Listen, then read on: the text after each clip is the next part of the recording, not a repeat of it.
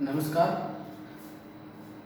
आज की अपनी क्लास है एग्रीकल्चर केमिस्ट्री, जो कि 12th एग्रीकल्चर और जेट ICR BHU की जो तैयारी कर रहे हैं उनके लिए उपयोगी क्लास है। तो आप इस वीडियो को पूरा देखिए और जो भी आपके सुझाव हो आप कमेंट बॉक्स में लिख सकते हैं। तो चलिए अपन शुरुआत करते हैं एग्रीकल्चर केमिस्ट्री में, जिसमें अपन आज पढ़ेंगे मृदा से संबंधित। सबसे पहला अपना टॉपिक है मृदा या सॉइल। मृदा या सॉइल क्या होती है? सबसे पहले अपन बात करते हैं कि जो सॉइल वर्ड है ये किससे लिया गया है। जो मृदा शब्द है इसकी उत्पत्ति कौन सी भाषा से हुई है? तो इसकी उत्पत्ति लैटिन भाषा के सोलम शब्द से हुई है। सोलम शब्द से हुई है, जिसका अर्थ होता है फ्लोर या पर्स। जिसका शाब्दिक अर्थ क्या है? फ्लोर या पर्स। अर्थात जो मृदा है वो कौन सी भाषा का वर्ड है? लैटिन भाषा का, जिसका शाब्दिक अर्थ क्या है? फ्लोर या पर्स। लैटिन भाषा के सोलम शब्द से हुई, जिसका अर्थ होता है फ्लोर या पर्स। यदि अपन इसको थोड़ा और तरीके से देखें तो जो सोलम है, सोलम क्या है? जो अपने मृदा संस्तर होते हैं, जिसका अपन बाद में जिक्र करेंगे। मृदा संस्तर सॉइल होरिजन, जो कि A और B अर्थात A और B मृदा संस्तर को दोनों को सम्मिलित रूप से क्या कहा जाता है? सोलम। यहीं पे अपने आता है मृदा का पैतृक पदार्थ। मृदा का पैतृक पदार्थ, पेरेंट्स मटेरियल, वो है रिगोलिथ।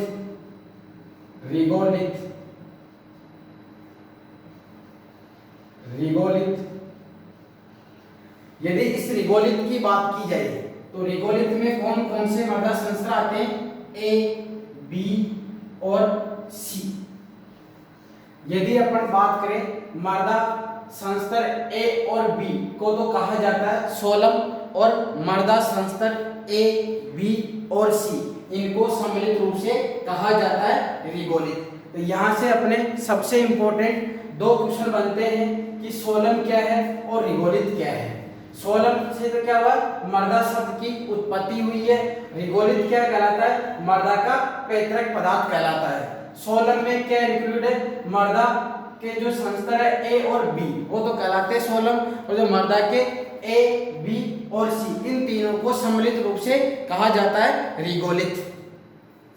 यदि अपन इस मृदा की परिभाषित करें कि मृदा क्या होती है, यहाँ पे आप दो ऑप्शन ले सकते हैं। एक तो होती है सॉइल, मृदा, और इसी के समकक्ष दूसरा चलता है अपना लैंड या भूमि।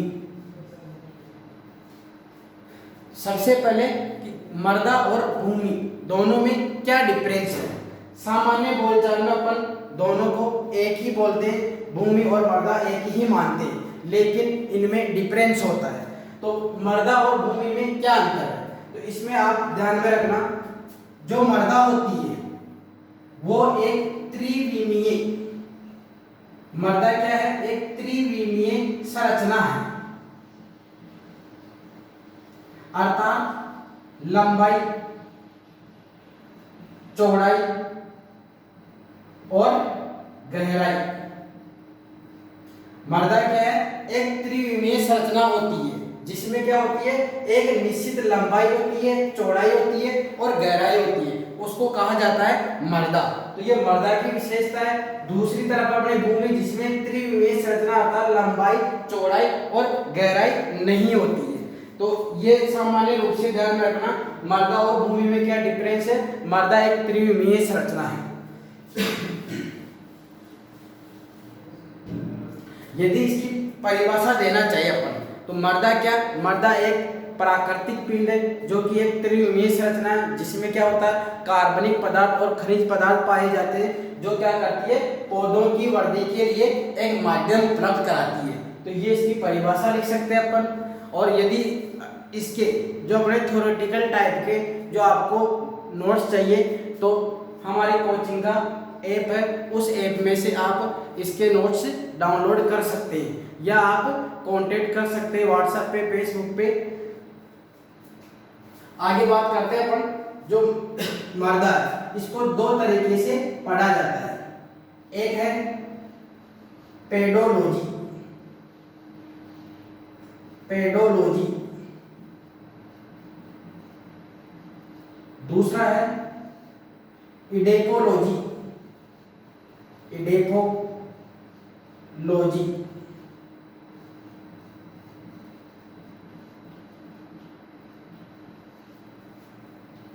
पेडोलॉजी एक ग्रीक भाषा का शब्द है,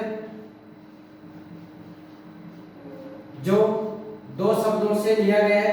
एक तो है पेडोन और दूसरा होता है लोगस।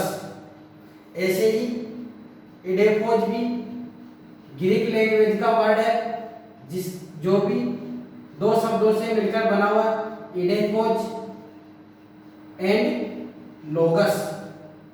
सबसे पहले बात करते हैं पेडोलॉजी। पेडोलॉजी या मर्दा शास्त्र, पेडोलॉजी क्या कहलाता है, मर्दा के जन्म, निर्माण और वितरण,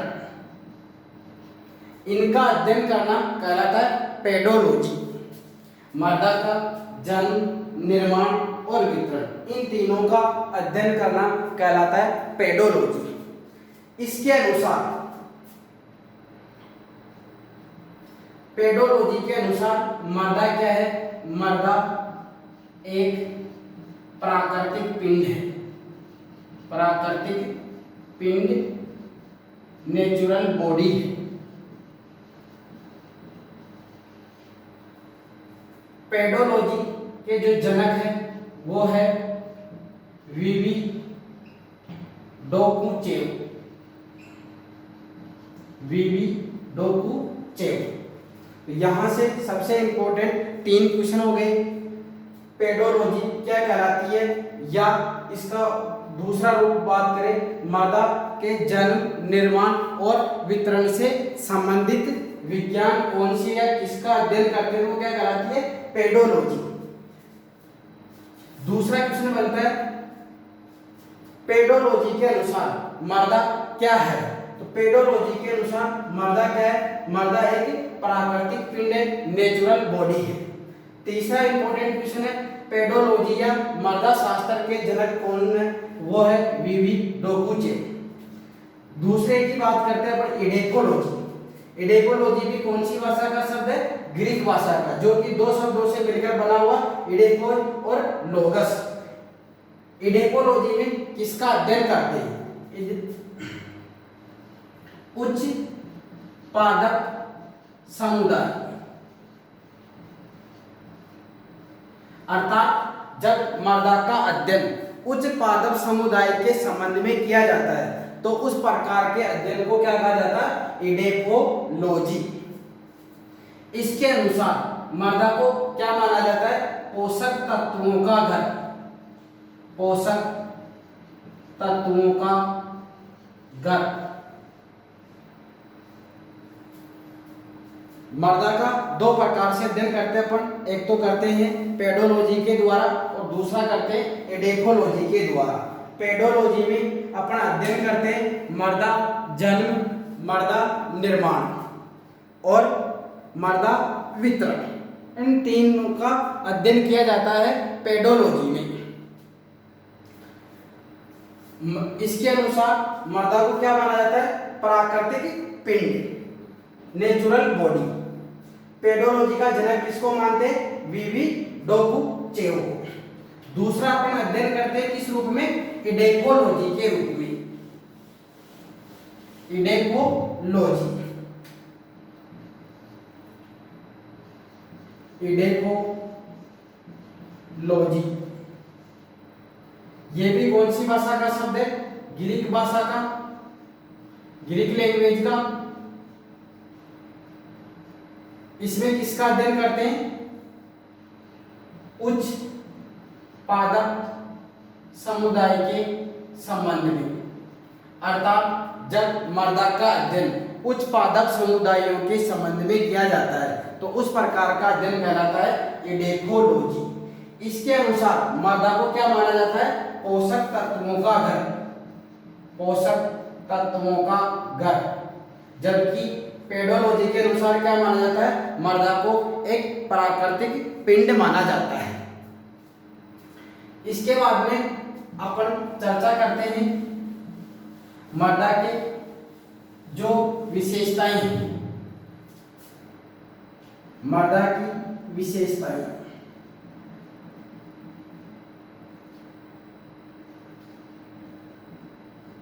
और मृदा के कार्य। सबसे पहले बात करते हैं मृदा की विशेषताएं की। सबसे पहले जो विशेषता है मृदा क्या है? एक मृदा त्रिविमीय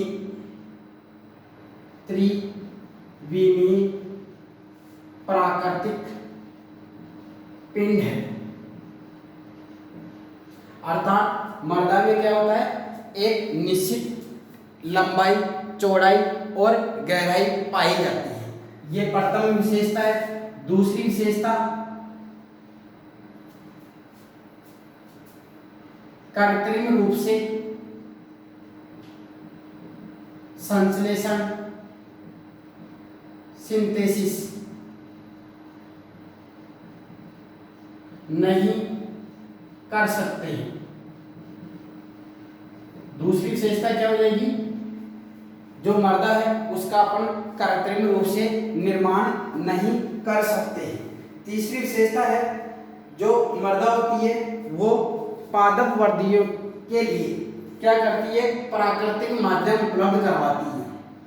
तीसरी विशेषता क्या हो जाएगी? पादप वृद्धि के लिए प्राकृतिक माध्यम। प्रथम विशेषता क्या होगी? मृदा एक प्राकृतिक पिंड है, त्रिविमीय प्राकृतिक पिंड है। दूसरी विशेषता क्या होगी? कृत्रिम रूप से संश्लेषण नहीं कर सकते। तीसरी विशेषता क्या होगी? पादप वृद्धि के लिए क्या रहती है? प्राकृतिक माध्यम माना जाता है। चौथी विशेषता है जो है मृदा विभिन्न प्रकार के संस्तरों में होरिजन, जिसका अपन अलग से वीडियो बनाएंगे जो कि मृदा प्रोफाइल के नाम से होगा, विभिन्न प्रकार के संस्तरों में विभाजित रहती है।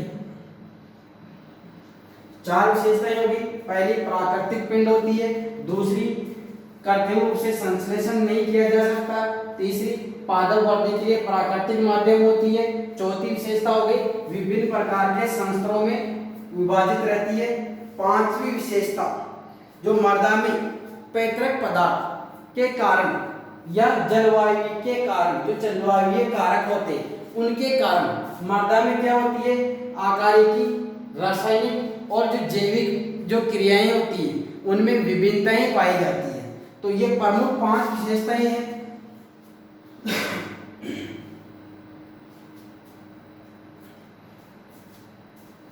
पांच विशेषता हो गई। आकारिक, रासायनिक एवं जैविक अंतर का पाया जाना। ये किसके कारण होती है? पैतृक पदार्थ और जलवायु कारकों के कारण। तो ये मुख्य रूप से मृदा की पांच विशेषताएं हो गई। पहली, मृदा एक त्रिविमीय प्राकृतिक पिंड है। दूसरी, कृत्रिम रूप से इसका संश्लेषण नहीं कर सकते। तीसरी विशेषता हो गई पादप बढ़ने के लिए प्राकृतिक माध्यम माना जाता है। चौथी विशेषता है विभिन्न प्रकार के संस्तरों में, यानी जब अपन इसकी खुदाई करते हैं तो इसमें अलग अलग प्रकार की परतें पाई जाती है, उन्हीं परतों को कहा जाता है मृदा संस्तर होरिजन, तो इनमें विभाजित रहती है। पांचवी विशेषता है जो अपने इसमें पैतृक पदार्थ होता है, पैतृक पदार्थ और जो जलवायु कारक है उन कारकों के कारण मृदा में आकारिक मॉर्फोलॉजिकल, रासायनिक, केमिकल, जैविक, बायोलॉजिकल, इन तीनों में अंतर पाया जाता है। तो ये मुख्य विशेषताएं हो गई मृदा की। इसके बाद में बात करते हैं अपन मृदा के कार्यों की।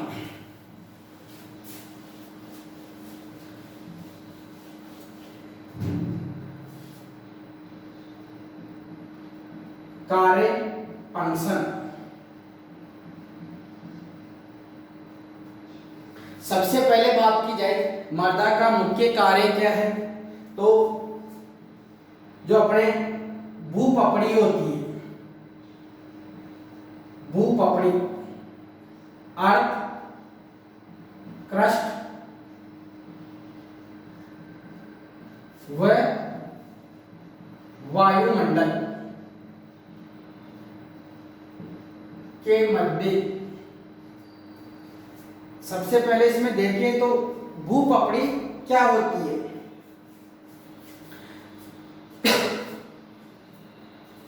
भूपपड़ी थल मंडल, थल मंडल,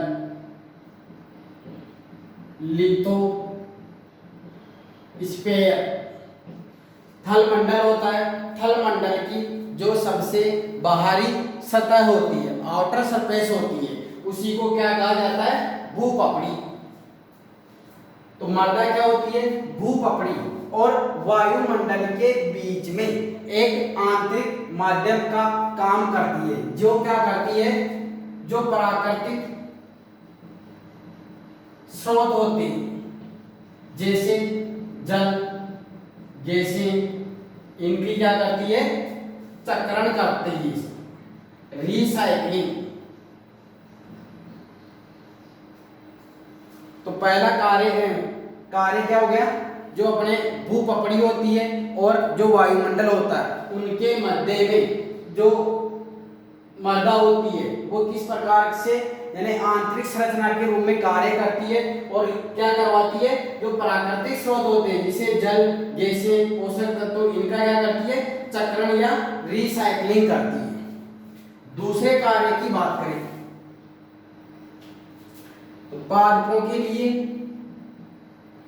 पादपों के लिए जल, पोषक तत्व उपलब्ध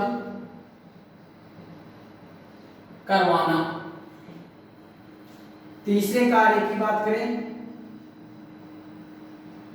पादपों के लिए यांत्रिक आधार प्रदान करना, ये इसके मुख्य कार्य हैं। इसके बाद में बात करते हैं अपन मृदा में कौन कौन से अवयव पाए जाते हैं, जिनमें से न्यू टाइप में बहुत से इंपॉर्टेंट क्वेश्चन पूछे जाते हैं कि मृदा के अवयव कौन कौन से हैं, कंपोनेंट कौन कौन से हैं। तो मुख्य रूप से मृदा में दो प्रकार के कंपोनेंट्स होते हैं जिनको आगे जाके 4 भागों में विभाजित किया गया है। तो नेक्स्ट अपना टॉपिक है मृदा अवयव, सॉइल कंपोनेंट्स।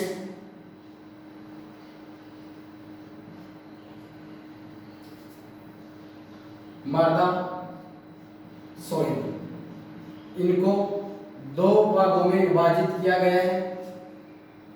एक है ठोस रूप,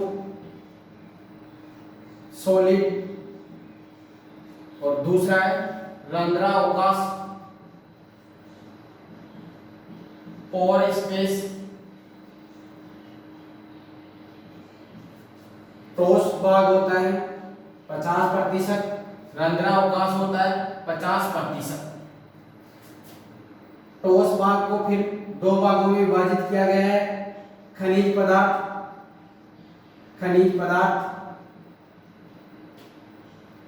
मिनरल, दूसरा कार्बनिक पदार्थ ऑर्गेनिक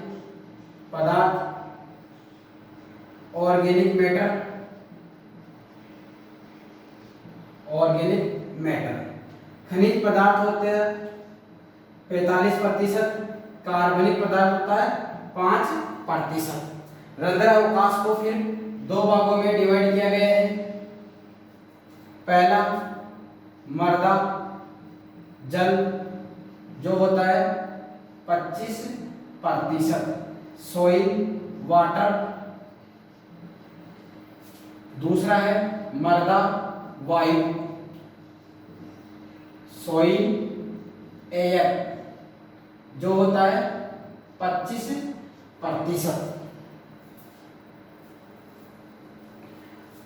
यह है अपने मृदा अवयव का वर्गीकरण, जिसको मुख्य रूप से दो भागों में बांटा गया है, ठोस और रंध्रावकाश। रंध्रावकाश क्या होते हैं? जो मृदा के जो कुल अवयव है या कुल भाग है, उसमें से ठोस भाग को छोड़कर जो ठोस भाग के अतिरिक्त भाग बच जाता है, उसी को क्या कहा जाता है? रंध्रावकाश या पोर स्पेस, जिसमें जल और वायु दो चीजें पाई जाती हैं। सबसे पहले बात करें खनिज पदार्थ, तो खनिज पदार्थ कितना होता है? 45%। कार्बनिक पदार्थ कितना होता है? 5%। जल कितना होता है? 25%। वायु कितना होता है? 25%। जो खनिज पदार्थ होता है ये किस रूप में पाया जाता है? मृदा कणों के रूप में। तो मृदा कणों का फिर से अपने एक अलग टॉपिक आएगा जिसमें जिक्र करेंगे। मृदा कण कौन से होते हैं? सैंड, सिल्ट, क्ले, बालू, सिल्ट और मृत्तिका इस रूप में पाया जाता है। सैंड, सिल्ट और क्ले इस रूप में पाया जाता है। दूसरा जो अपने कार्बनिक पदार्थ होता है, कार्बनिक पदार्थ की प्राप्ति कहाँ से होती है?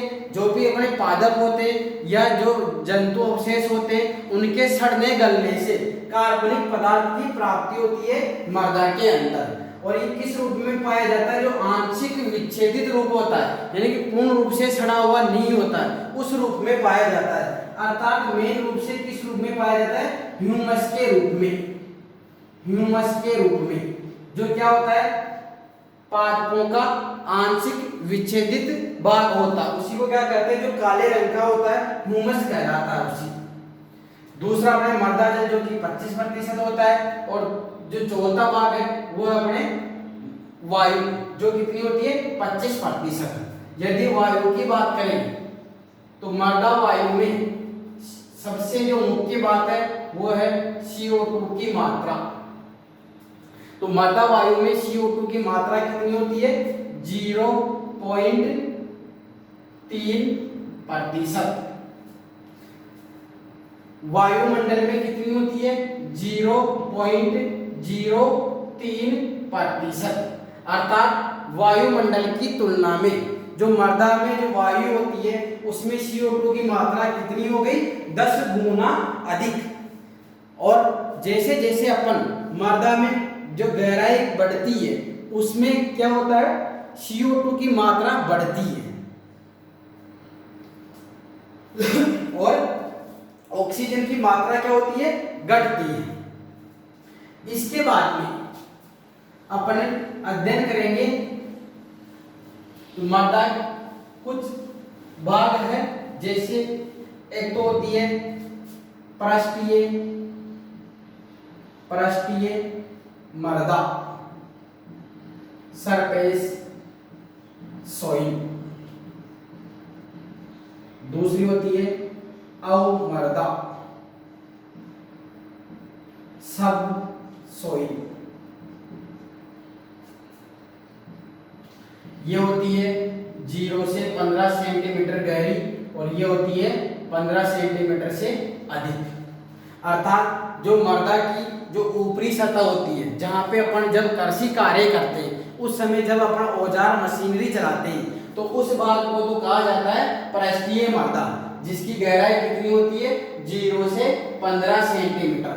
और इस 15 सेंटीमीटर के नीचे या जो पृष्ठीय मर्दा है उसके नीचे जो भाग पाया जाता है, जो मर्दा पाई जाती है, उसको कहा जाता है अवमर्दा, जिसकी गहराई हो जाएगी 15 सेंटीमीटर से अधिक। तो इसमें सिंपल क्वेश्चन पूछा जाता है कि पृष्ठीय मर्दा क्या होती है या पृष्ठीय मर्दा की गहराई कितनी होती है, तो कितनी होती है 15 सेंटीमीटर। न्यू टाइप के लिए सिंपल क्वेश्चन है कि पृष्ठीय मर्दा की गहराई कितनी होती है 15 सेंटीमीटर, या कहीं जैसे बोर्ड एग्जाम में 1 नंबर में पूछ लिया जाता है कि पृष्ठीय मर्दा क्या होती है, तो मर्दा की वह ऊपरी सतह जिसमें कृषि कार्य करते समय मशीनरी या औजार चलाए जाते हैं, तो उसको कहा जाता है पृष्ठीय मर्दा, जिसकी गहराई कितनी होती है 0 से लेके 15 सेंटीमीटर। यदि और अंतर की इनमें डिफरेंस की बात करें, पृष्ठीय मर्दा में तो जो अपने खनिज पदार्थ होते हैं उनकी मात्रा अधिक पाई जाती है और अवमर्दा में खनिज पदार्थों की मात्रा कम पाई जाती है। इसके बाद में अपन अगले वीडियो में ये जो अगला टॉपिक होगा अपने कृषि रसायन विज्ञान में, वो होगा अपने मर्दा प्रोफाइल या मर्दा प्रच्छेदिका।